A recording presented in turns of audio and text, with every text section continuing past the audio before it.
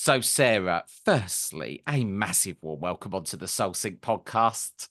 Yeah, thank you for having me.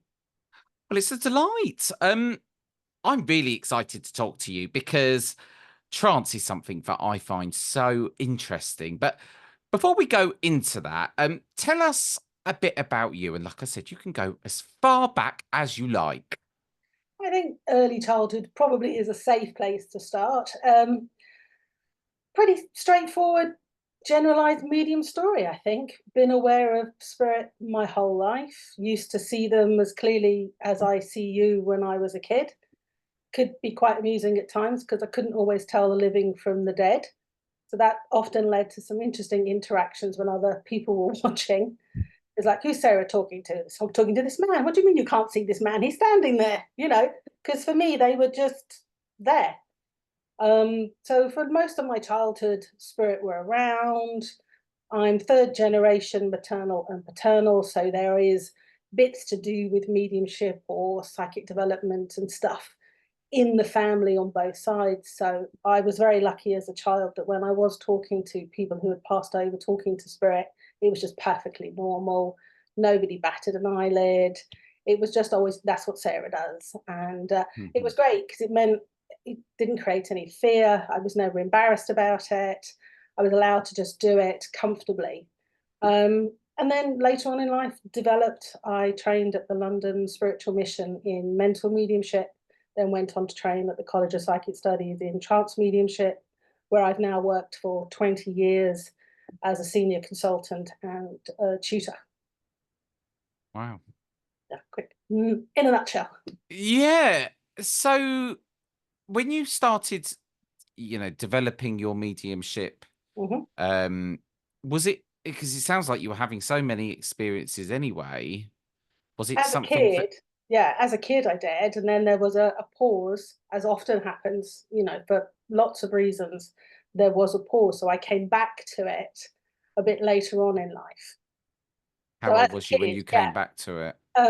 You're asking a lady her age, Jason. I'm asking you your Um, age, when you started, not now. I yeah, wouldn't no, so be I, so I came, rude. I started training sort of officially when I was 30.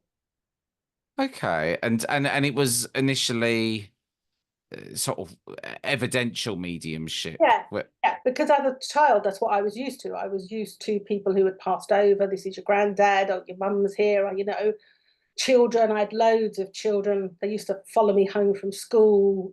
So that was sort of what I knew mediumship was about. I had no idea about trance, never heard of it, didn't know what it was. So yeah, I started with proof of survival, and it was through that the trance mediumship was coming forward, unbeknownst to Mm. me, but known to everybody else in the room. It was like, you're not doing what we're doing. And it's like, well, yes, I am. It's like, no, you're really not doing what we're doing. And that's what led me to find out about trance. And completely spirit did that. Um, Spirit nudged and got other people to drag me places. Sarah's got to go here, Sarah's got to go there. And like a little lamb, I just went, okay, where am I going? So brought me to the trance world. And once I was there and was allowed to do it under the title of it, this is trance, it was like, oh, okay, yeah, this is home. This is right. This is what feels right. And from that moment on, I just carried on developing. What made you fall in love with trance? It really is that feeling of just being absolutely at home in it. It just feels so right. I teach trance to people now, and I try to convey to them that trance is a vocation, it's a calling. It's a much more deep seated thing than, oh, I fancy doing that, I'd like to do it, or I've got some talent for that, I might. You embody it. I mean, Mm. literally, that's Yes. the thing with trance. I mean, it's literally, a symbiotic thing. So you have to really, right down to your very core, right down to your very soul, be that this is the right thing for you. When people sort of think that trance is what's is there sort of are you sort of seeing over these 20 years that you've been doing it kind of common threads on why you know, people fall into it? Or is there a particular type of person who gets more attracted to trance than other types of mediumship? You have to look at that two ways. You'll get the people who have the calling, who have the prearranged agreement as part of what the soul is here to do in this life, who will have a pull to it. It's almost like a magnetic pull. And they still have free will. They can still choose to not do it in this life if they want to, but the pull to it will be very, very strong. So you'll get half the people sort of fall in that category, and the other half fall in the curious. They fall in the half who think that it'd be great. Oh, it's not me, it's them. It must be the purest. This must be the highest. And those are all the wrong reasons to come into it, you know, because you've got to have that desire and need to do it in order to put your life in abeyance. Mm. Kind of joke with people, but I do get paid to be unconscious. I do spend most of my working week unconscious. You know, life is passing me by quite literally. I'm not present. And that is a choice. I mean, it affects everything you do. So, unlike mental mediumship, where there's an emotional reward with that. I mean, when you give someone that message of proof to help their grief, to help that Mm. suffering, that's an emotional reward like no other. Trance, you don't get that. There's none of that with this. I'm not there. It's not me. I'm not party to that conversation. You know, I can come back and find people with a smile on their face or come back with them sniveling in tears. And they can be tears of joy, but I have no idea how or what happened to get them there. You have to be able to Mm. completely step back, to completely be detached from needing to be involved. And that's something that in modern day life we find much, much harder to do, to be that detached, to be that out of control in that sense. That is none of my Mm. business. It's between you and spirit. I'm just going to quietly go off in my corner. And when the alarm clock goes off and tells me time's up, I'll come back. It's very interesting what you say because you make a very valid point. There literally is no reward, but I guess should there even be a reward in any sense when you're doing mediumship anyway? But if you think about most things you do in life, there is a exchange, there's a flow backwards and forwards, there's Mm. satisfaction, there's meaning, there's something. You know you've done a good job because the person has smiled at you. Chance, they're not talking to me. I mean, I have people come up to me and go, "How's Master Chow? I haven't seen him for a while," as if I don't exist. You know, so I'm invisible in my job, but that is my job. Not everyone can do that. Where do you get the for Sarah? Where do you get the what's your reward from this? What makes you feel good as a result of it if you're so not there the whole time? And I think that's why I say it's home. It's that absolute knowing this is what I'm here to do. So my reward is in that much deeper sense of knowing this is absolutely what I'm meant to be doing.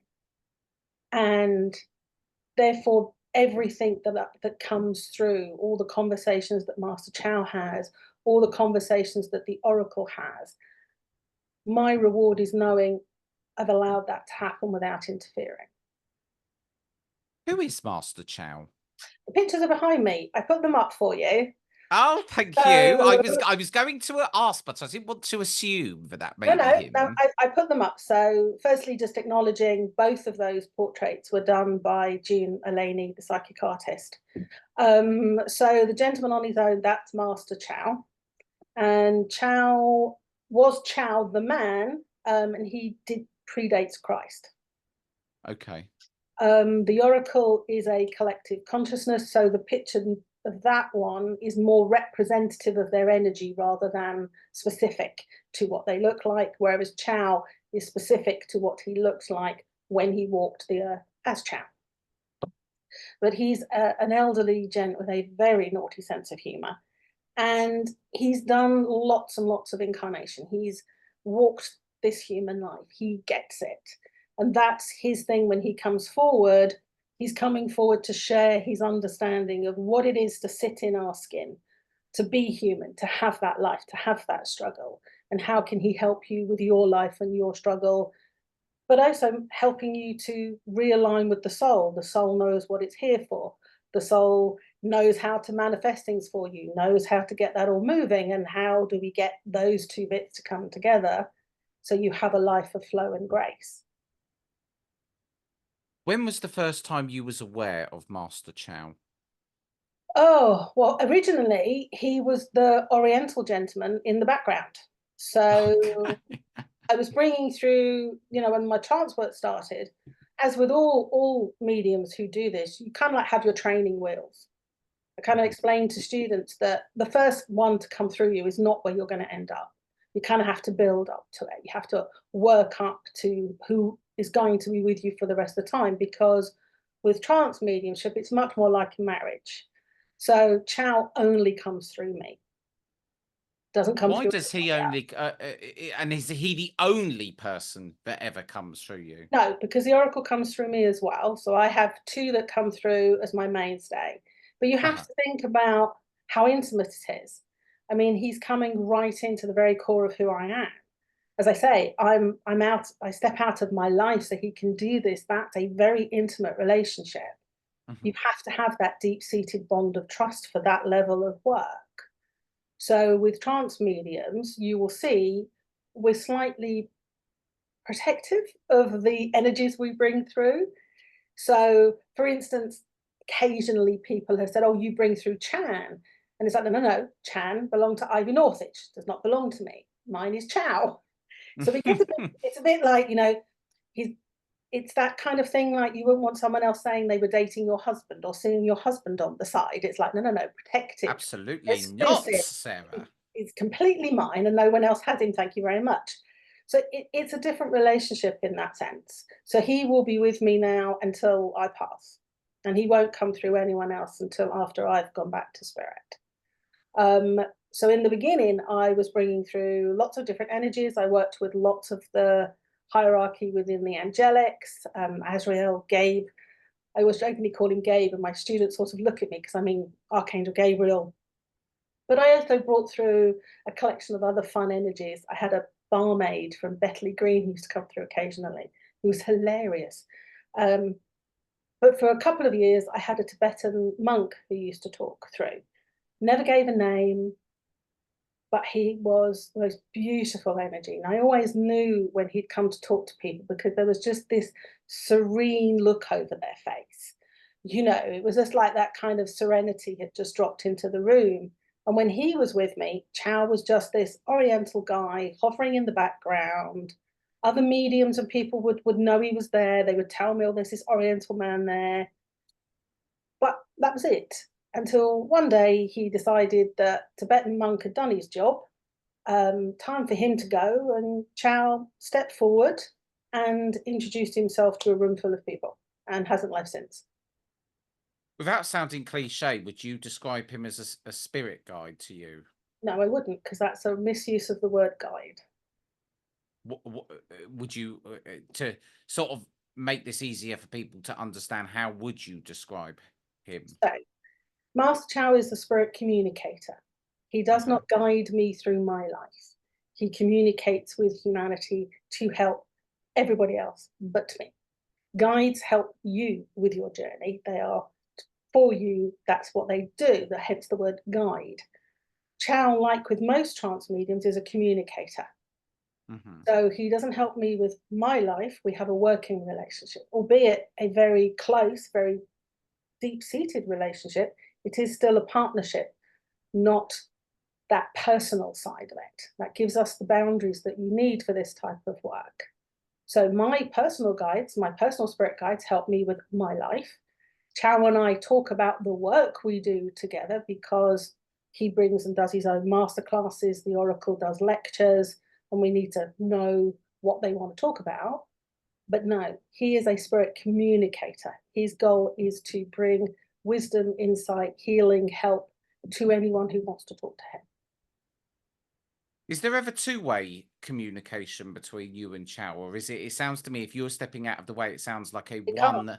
Okay, yes, it sounds like a one-way communication only. When he's with me in the trance state, it's one way. He's talking to whoever he's talking to. when we're working out what it is that perhaps he wants to teach or do, then he'll might talk to me clairaudiently to start pointing me in a direction. So I get that kind of nudge of this or nudge of that. So we have a little clairvoyant conversation occasionally, or we'll do inspirational or automatic writing when it comes to actually the descriptions of his classes and so on and so forth. The Oracle and Chou will do that. So they will put it down on paper themselves, the exact wording for things. It's really interesting. You meant, obviously, like you said, it's very intimate, this relationship that you have with him. How did you, when you were getting in that place of getting up and running with Trance, then how do you firstly trust enough, Yep. and how do you get into that state? Because I know myself, I'm struggling to think of myself ever being able to get in a state where I've managed to shut down my own consciousness enough to let another consciousness in. And that's why I say it really is a calling. It is something that has the agreement from your soul that it wants to do that, because it will then give you that edge, if you like, give you that more natural ability to have that detachment. So there are techniques you can use to alter your state of consciousness, because ostensibly that's what the trance part of this relationship is about, is my consciousness altering its state. So there are techniques for doing that, but some work better than others. Some actually aren't so helpful for trance because they keep the subconscious mind active, which we don't want in this state. But actually, when it is part of who you are, you will find that going into that state, there is a slightly sort of natural rhythm to it. It shouldn't be too much of an effort. You still have to work at it. You still have to find your natural level with it. And that's where the trust comes in, the building the relationship with spirit. And they have to trust you just as much as you have to trust them. So it is two-way. It's a proper bonded relationship in that sense. And that's why it takes years to develop. Mm. How would you describe the mechanics of one? Because obviously you said there's a number of different ways. Let's go to your perhaps go-to method when you were teaching newbies. But I don't. I have several. I'll Oh, I'll dip okay. into several depending on because there isn't one size fits all. Yes. You can work with the breath, you can work with the subtle bodies, you can work with visualization techniques along the lines of what hypnotherapists do, but aiming to take them deeper. Sometimes it's literally just say, yeah, just let go. And sometimes a student will just go bonk and they're off. Ah. Sometimes just the feel of spirit coming close will be enough to trigger a student to start dropping in to an altered state because it's part of their natural makeup. So there are different ways of doing it. You kind of just have to do a little bit of trial and error with students to see which ones work better for which students. And I said they have to Mm. get over their own thoughts and processes about it. The ego is a real pain in the backside. You've really got to have your ego in balance to do this work. You've got to be able to quieten the mind. You've got to be able to sit back in a noisy room and not care at all what anyone is talking about. All of those things take time and don't suit everybody. Not everyone can do it. Curiosity is a real killer for this type of work. If you're busy wanting to know what someone else is talking about, you are not going to let go and step out. Yeah, it's very true. When Chow comes through, then the Yep. messages that he gives, are they more about how to help humanity as a whole, or is he giving personal messages We to? both. So in one-to-one consultations, Chow is all about what you want to talk about. So firstly, unlike a lot of communicators, he won't just talk at you. So if you sit there and go, what does spirit want to tell me? He'll go, we don't want to tell you anything. What do you want to ask? Because from his point of view, is you have free will. And if you aren't Yes. willing to ask the question, you're not willing to have the answer. So he will talk to people about what they want to discuss. But in a one-to-one session, his thing is you and your life. So he helps a lot of people who don't feel that they have direction, don't know what their path is, struggling with childhood trauma, struggling with out of balance ego or anxiety. So he works with a lot of people around how to live your best life, how to deal with repeating patterns, things that are stopping you from living that best life. When we come into group work, so that can be masterclass, seminars, lectures, he's even taught his own classes, then that is more aimed at humanity as a whole. And then he's done everything from the ego trap was a masterclass. He loves doing one every year for Chinese New Year. So in February, we did the Year of the Dragon and what that year will hold for you. Then next month, he's doing a masterclass on the power of words and how our use of language can help us or wound us. So it's a really cross section that they will bring through. The Oracle is slightly more broad spectrum, more conceptual slightly. So they did The Art of Being Human, The Story of Incarnation. They probably will step in December when we're doing The Art of Living and Dying. So they do really from the small, right, just like he did a seminar on fear and judgment. He did one on judgment, he's done one on fear. Just understanding how fear works. Right the way through to in December, they're going to do The Art of Living and Dying, talking about the soul's progress through life from birth through to how to have the peaceful ending, you know. So they do all sorts of aspects of what it is to be a human incarnated, bearing in mind you are a soul having that physical experience. Do you know what? All the topics you mentioned there just sound so interesting, every single one of them. 20 But years worth of recording. Yeah, yes, yeah, there's a lot of content in them too. That's one of the things I think most people come away with when they do sort of listen to Chow is there's no waffle. He doesn't repeat and repeat and repeat. There's practical steps in there. Um, and everything has something where you can go, I can take that away, I can apply that to my life. It might not be right for me now, but maybe in a couple of years' time, they'll come back and listen to the recording again. And it's like, right now I get what he means, right now I can do it, you know. So there's a wealth of recorded material on my website, along with a wealth of free content on there, because I appreciate that talking to this, what, discarnate being who says he's from pre-Christ, it's a bit of a mind leap for people, you know. But once you listen to him, a lot of people actually just forget the process. They forget that that's what they're doing. They forget I'm a trance medium and they just listen to the content. And what resonates, they use, and what doesn't, they let go of. And that's how it should be.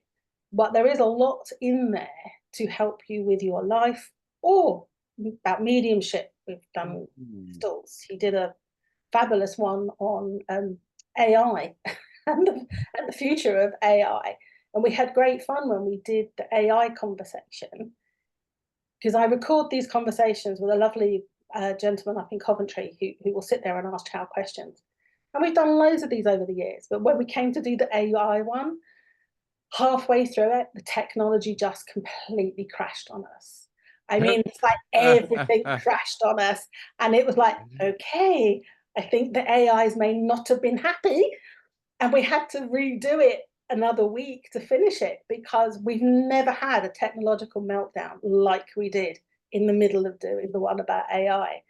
So there's modern topics on there, things that are really relevant, like AI, like the environment and climate change, right the way down to how to be happy. you know what? I'm definitely going to check it out because it sounds like there's you know, some of those topics there sound absolutely fascinating. Mhm. Um, what has in recent years, what has Chow taught Sarah? How has he shaped your life as a result of, you know, your understanding of Oh, humanity and worldly matters? that's a tough one because it's part of the work relationship, if you like, for a trance medium, is we have to keep developing personally. Mhm. You understand the principle of a glass ceiling. Yes. If we don't continue to develop and continue to grow, we put a glass ceiling up that they can't get past with their communication. So yes, me growing personally, me deepening my understanding of things helps the work. But it's interpersonal, it's that inner reflection, it's my deepening connection with spirit and the greater conceptual idea of that, rather than the mundane, the day to day, the Mm. material. If anything, I need to stay away from that because I don't want to color what he talks about. So, to highlight that, students always say to me, Sarah, recommend a book. Have you read this book? What do you think of this book? And I have to stand there and go, yeah, um, don't actually read books. And they sort of look at me and go, pardon? And it's like, yeah, uh, can't really fill my head with lots of other people's ideas. Slightly goes against the whole point of this. So I don't read books on these subjects because it's his wisdom, it's his information, it's Mm. not someone else's. So I have to keep myself clear, in a sense, keep myself slightly empty. So I try not to overly get into things that are going on around the world so that I don't inadvertently color or have an opinion that he can't get round, because they Mm. have to be responsive to our beliefs and our opinions. That whole free will, that whole thing that this is a partnership. So I need to keep myself kind of sort of stepped back in a way from Mm. things so that I can remain a clear channel for him and not risk colouring or limiting what he can bring forward as information. That's very, very interesting. What does? How do you live your life then? What is Sarah's life like? Six, Because 6 days a yeah, week sitting in this room. Yeah, I mean, I work full time doing this. This is my yeah. livelihood and my life.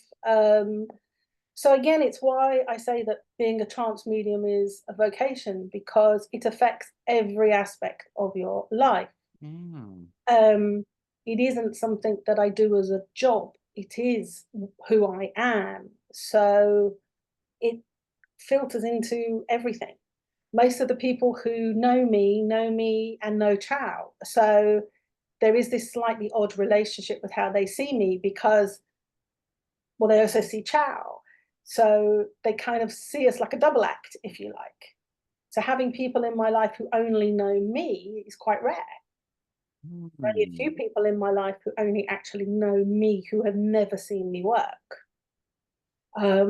My all my family have seen me work, um, and support what I do, so they all know Chow. So again, that relationship creeps into daily life.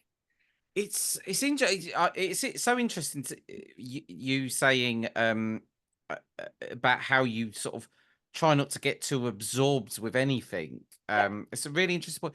I'm going to ask a personal question now, and you can tell me absolutely to sod off if you like. But how does being a trance medium with the level of commitment and the fact that it is your life, what impact has that had on your ability to have relationships over the years? Okay, I see why you led with the "I can tell you to sod off" remark. I'm single, and I have to look at it that I know it's a slightly odd quote, but I always remember this when Princess Diana said that there are three of us in our marriage, Yes. and I kind of think, yeah, I kind of get that, except one of mine is dead. Um, so yes, it would be something that would have to be considered and have to be understood because I'm a job lot. You know, wouldn't just be getting Yes. me. You would be getting a 2,500-year-old dead Chinaman and a collective consciousness and assaulted other spirits that come with me on a daily basis. So yeah, that's quite a lot for any bloke to take on. But that is Yeah. my life. So I want to come on to obviously trance mediumship is somewhat understood and even feared amongst other mediums. Why do you feel that is? Because of giving up control. Oh, You okay, have yeah. to give up control. It's completely handing over. And that triggers a lot of people on the trust level. Um, if you think about daily life, the idea of completely submitting to someone, brings up a lot of fear and anxiety in most people, especially if you've had any sort of childhood issues, trauma, difficulties in your upbringing. It's going to be even more triggering. So that's one Mm. reason. The other reason I think is because it kind of disappeared for a while. It kind of got shoved in a cupboard when mental mediumship sort of surged to the forefront. Because you have to remember, trance is originally how all mediumship was done. So once mental mediumship sort of surged to the forefront during the two world wars, it kind of got shoved in a cupboard. And it kind of spent quite a long time in that cupboard. So people kind of had that sort of slightly, oh, oh no, no, I'm not sure about that. Oh, no, it's a bit creepy. And oh no, their voice changes. And oh no, it kind of had all that sort of slight energy around it. It lost the connection to actually how beautiful it is, how amazing the communication can be, the healing that can come through the words, the energy, the simple presence of having spirit in the space with you. And it became this kind of weird thing that was sort of in a cupboard that people did in the dark, and you mustn't touch them. And there were just lots of things around it that just triggered fear. And even today, it's still true. You don't touch a trance medium. When they're in trance, the one thing you should not do is touch them. That still puts up a barrier for some people. Yeah. It's hard to get past that if you're not seeing it in every day, if it's not in the mix with all the rest of the mediumship. It's still this slightly weird sibling that's hiding out in the attic instead of back front and center where it should be. But I appreciate I'm biased when I say that. But for me, it should be back front and center. I suppose anything to do with being in the dark, red lights, cabinets, is it's always going to provoke some level of fear within people. We're sitting in a brightly lit room, and this is Yes. how I do it. This is how I do trance. No red light, no cabinet. I've What even is the done it fascination in a with the field. dark light? Why are so many people doing it in the Right, dark? but the thing is, you have to look at what are they trying to do with it. So, Yes. if you're trying to produce physical phenomena, so ectoplasm, apparitions, Yes. then you need the darkness because light does cause a problem. So the darkness, if you want to create phenomena, it is kind of needed in certain circumstances. Right. The red light is actually to make it easier for the audience to see spirit Okay. rather than for the trance medium. I couldn't give a toss what light was. Right? As long as it's not in my eyes, I honestly don't care. I've done green bulbs, I've done blue bulbs, I've played around with coloured bulbs just for the sheer fun of it. I don't care. I've done trance. Chou has come through in a field with horses and a fox on my lap to have a chat to a group of women about some rescued horses. So, quite honestly, you can do it anywhere if you know what you're doing. And if you have a good relationship and you look after yourself and people respect what you're doing, it doesn't need to be in a dark room, doesn't need a red light. The trance cabinet, however, yeah, that's I do have one. It's at the College of Psychic Studies. They kindly built it just before COVID, funny enough, before me to my specs. And it's there, it's in the room, and there is something rather amazing about the cabinet and how it holds energy, amplifies energy, condenses everything, which when you're a student helps with the work. So it's a Mm. tool, it's not a necessity. So as part of your training, working with a cabinet can really help your work, but you don't need it. You can do it without it, but it's kind of fun having it. But it isn't really something you can have in every room of the house. If you're working out of your spare room, building yourself your own cabinet is not that easy. I'm No. fortunate that the college hired a master carpenter to build it for me. It's permanently up in one of the rooms. I get to sit in it and keep building and working on the energy in it. And after, because we had to put it away during COVID, obviously. So it's been out now for about 2 years, and we're starting to now build some really fabulous energy in it. Give it another 10 and it'll be Mm. beautiful. Sarah, I must admit, well, I really have to get you back on the show to get Chow out and about. I feel that he could offer a lot to our audience. I am beyond curious, I have to say. Well, as I say, Um, you can listen to some of his stuff on the yes, thing I and will get do. a feel for him. I think for Mm. me, what I like about Chow is I can kind of throw something at him and say, "Do you want to have a go?" The lady with the rescue horses, for instance, was referred to me by a past president of the College of Psychic Studies because she wanted some help with the horses. So she said to me, "Do you think he can help?" I said, "I have no idea. Let's just have a go." Turns out Chow's really good with horses. Don't ask me why. I have no idea. There must be a past life in there somewhere. But actually, he's really good.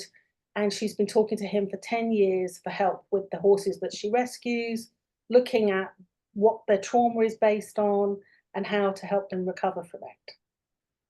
But equally, people have asked me about, would you do a radio show? So I have a dear friend, Leo, does a radio show.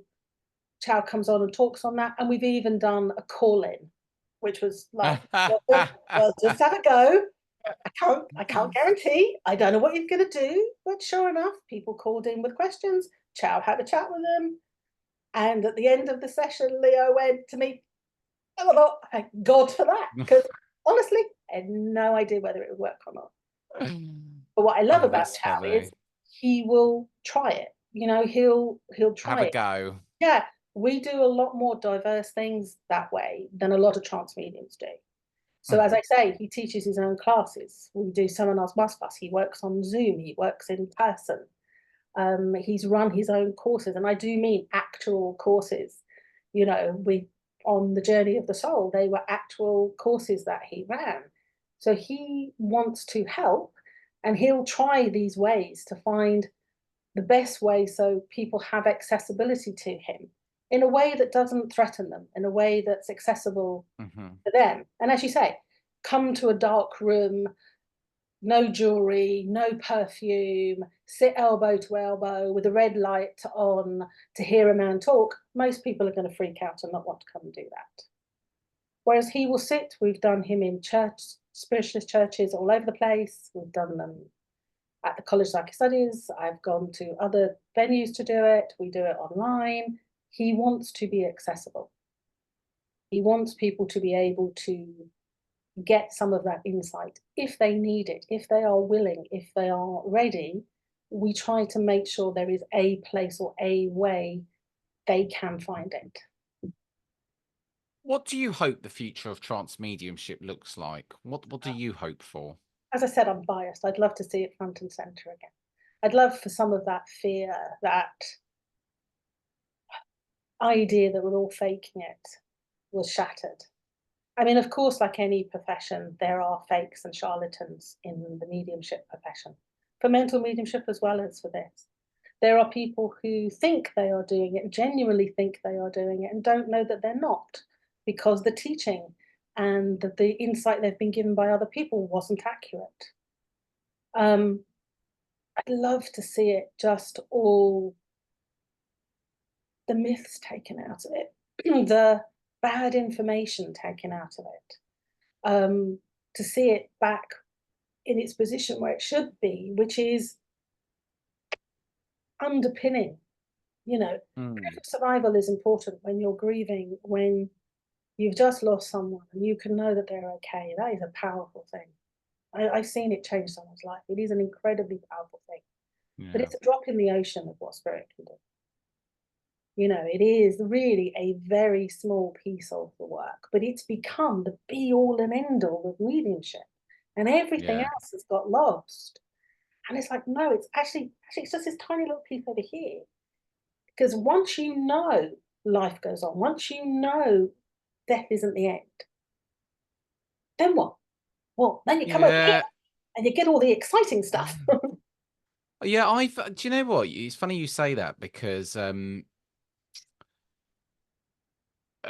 like in the work you do, for instance, I always think there's so much more that can be done with mediumship, like messages for humanity, kind of like philosophy, you know.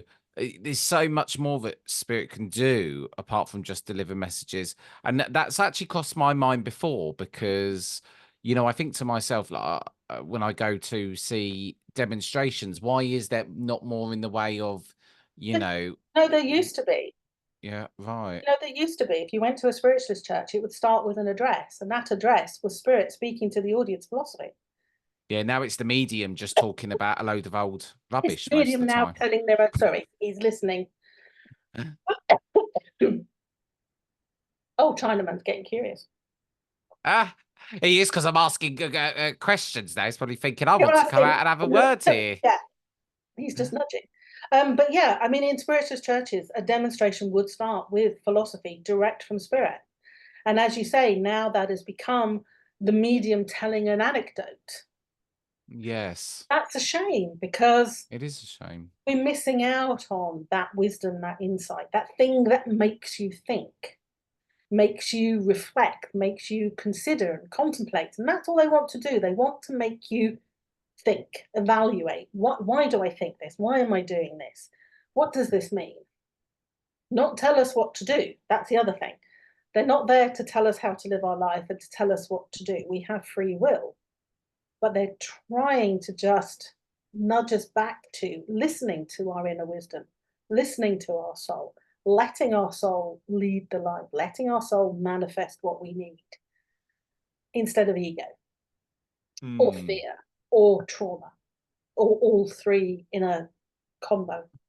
Do you know the reason why I don't go to spiritualist churches, but I do on occasion, is because I actually find them a bit boring. Unless you get a message yourself, you don't know anyone else. And if there's not messages of other things, uh, then I think to myself, why am I going? Yeah.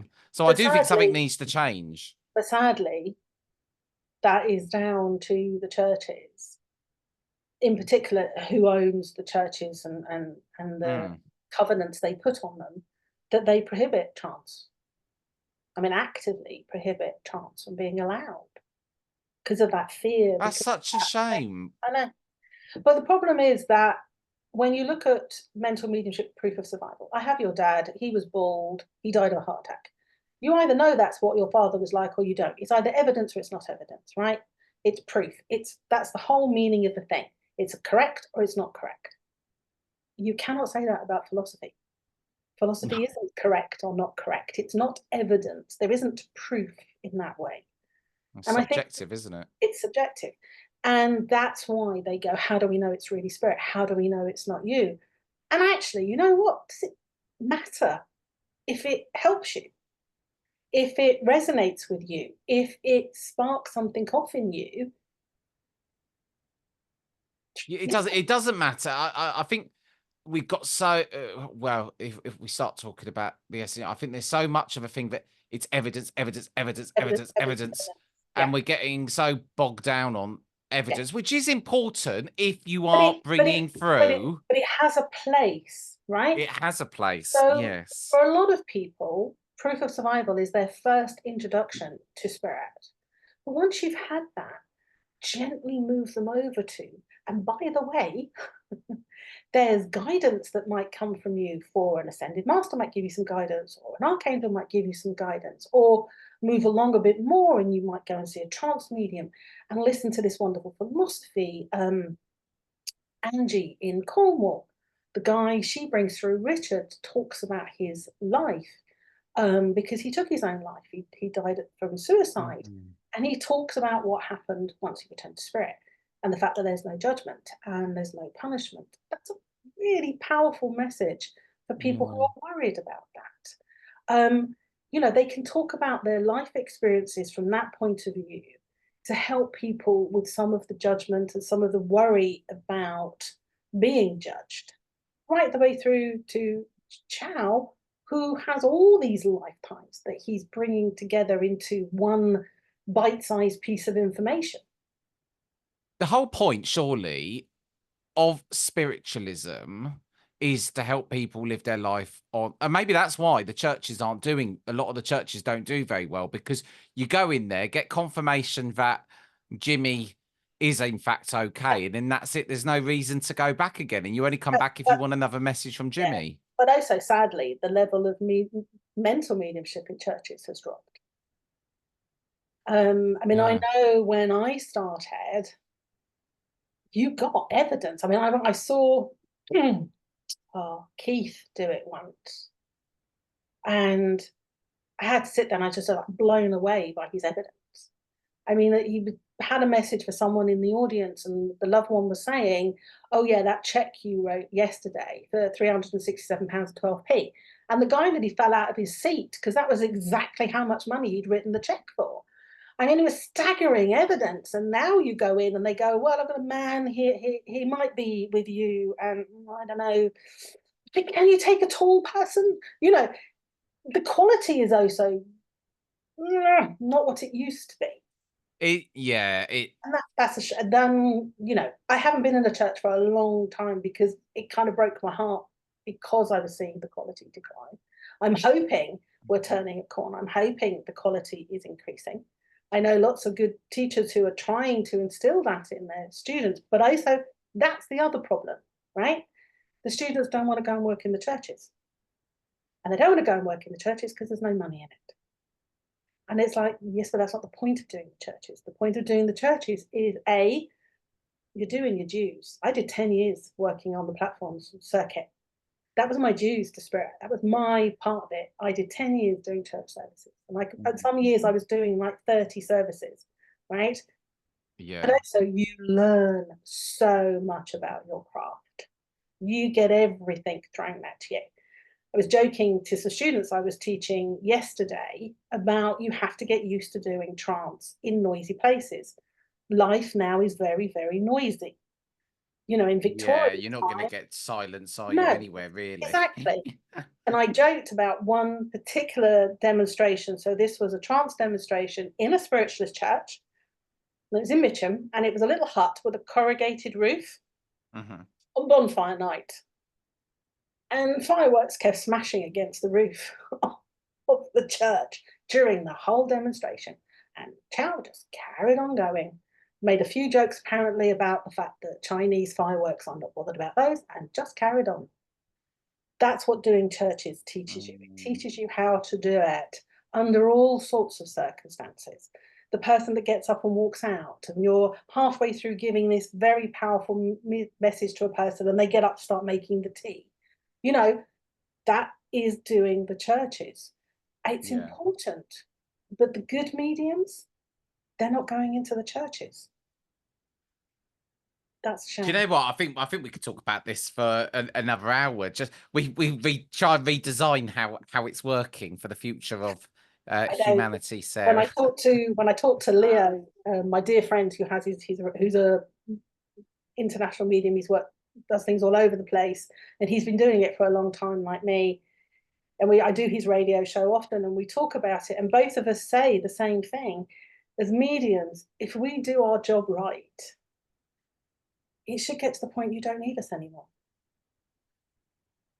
That you Do, have do you know so what? much inner knowing and you are in touch with your soul, you don't need us anymore. That's our Yeah, goal. it is the goal. Do you know what? Sadly, though, I think mediums are probably more in demand than ever before. I think we couldn't need them more at the Yeah, moment. Sarah, it's been absolutely such an interesting conversation speaking to you, and we'll definitely have to get you back to have a chat on. Thank you so much for coming on. And obviously, if you do want to find out more about Sarah, then just go to the show notes where her website will be there. You can check out these videos like I will be doing as well. But Sarah, would you like to end the episode by leaving us on a final thought today? trust yourself. Trust your inner voice. You have a soul and it really does know what it's doing. Use mediums to help you reconnect to your soul, not to connect to the stars. All the wisdom you need is within you. Let a medium just help you rediscover that. I love that. What a beautiful way to finish the show. Sarah, thank you so much for coming on to the Soul Sing. It's been a delight. Thank you very much for having me.